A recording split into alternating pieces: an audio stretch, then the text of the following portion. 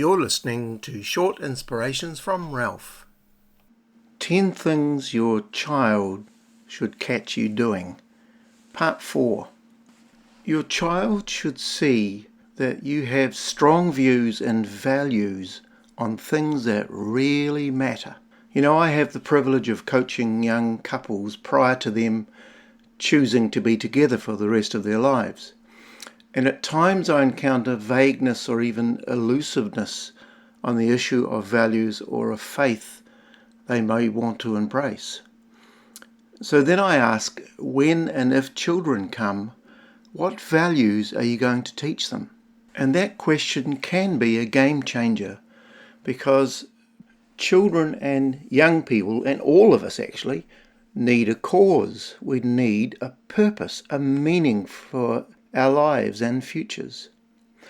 In my opinion, it's not enough to rely on drifting along with whatever may pop up amongst peers or schools or university.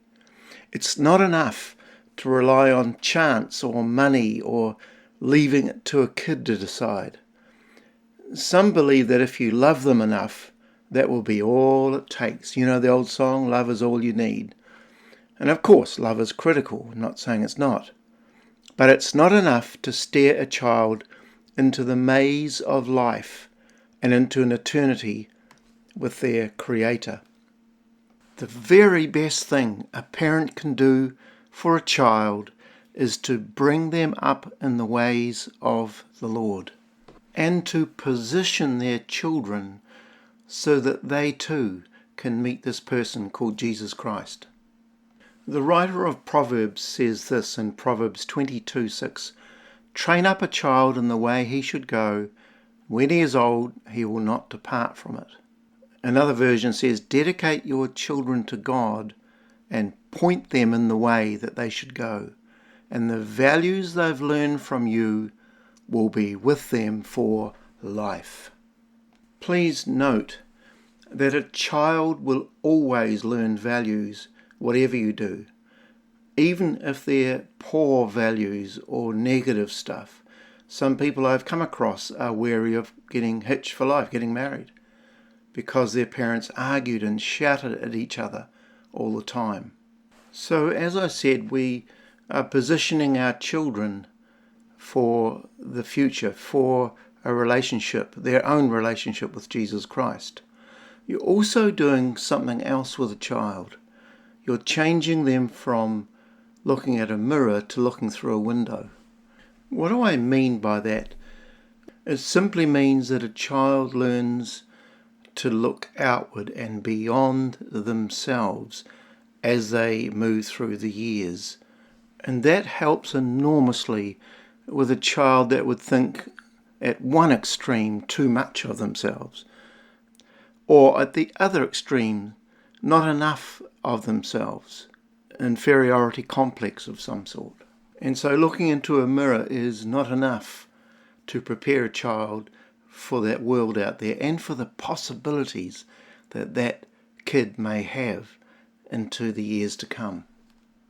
The 7th point is this: our children should catch us teaching them wrong from right. During the years that our children are with us, it's incredibly important to preserve this thing called a conscience and to enhance that. It's a God-given trait, a conscience. We deep down know wrong from right, and our homes shape that conscience, and as much as possible keep it crystal clear. And there are 2 ways that I know to do this. The first is by deliberately teaching them the Bible through Bible stories, through illustrated Bible stories. We used to do that for years with our children around the table. We usually had meals around a table and we would open a book that was full of Bible stories and illustrations. And to this day, our children use those books with their children. The second way to keep a conscience crystal clear is through this unpopular word called discipline. So when a child does wrong, we bring correction and even punishment. But on the other hand, when they do well, we praise them and reward them. Proverbs 23:13 says, "Don't withhold appropriate discipline from your child. Go ahead and punish him or her when he needs it. Don't worry, it won't kill him."